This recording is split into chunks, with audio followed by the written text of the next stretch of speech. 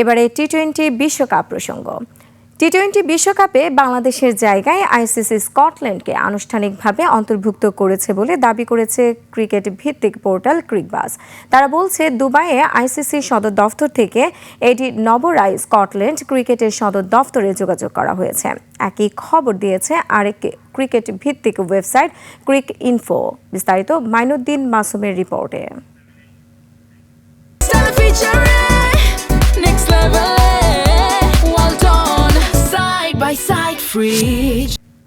ভারতের উগ্রপন্থী গোষ্ঠীর হুমকির মুখে গত ৩ জানুয়ারি মোস্তাফিজকে আইপিএল থেকে বাদ দেয় ভারতীয় ক্রিকেট বোর্ড। এরপর নিরাপত্তা নিয়ে প্রশ্ন তুলে টুর্নামেন্টের আরেক আয়োজক শ্রীলঙ্কায় বাংলাদেশে ম্যাচ স্থানান্তরের দাবি জানায় বিসিবি।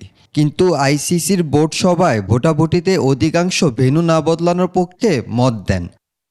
আইসিসি গত বুধবার চূড়ান্ত সিদ্ধান্ত জানিয়ে দেয়, বিশ্বকাপে খেলতে হলে বাংলাদেশকে ভারতে গিয়ে খেলতে হবে। সময় দেওয়া হয় ২৪ ঘন্টা। তবে এই সময়েও সরকারের সিদ্ধান্ত বদলায়নি।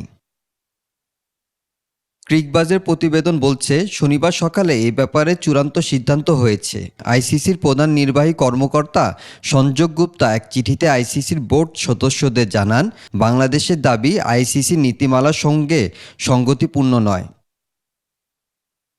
একই খবর দিয়েছে আরেক ক্রিকেট ওয়েবসাইট ক্রিক ইনফো।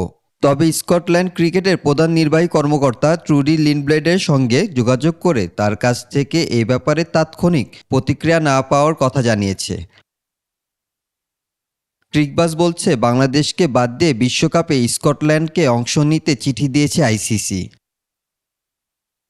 বিশ্বকাপে সুযোগ না পাওয়া দলগুলোর মধ্যে সর্বোচ্চ র্যাঙ্কিংয়ে ছিল স্কটল্যান্ড। এখন টি-20 বিশ্বকাপে সি গ্রুপে বাংলাদেশের জায়গায় খেলবে স্কটল্যান্ড। মাইনুদ্দিন মাসুম, ২১ টেলিভিশন।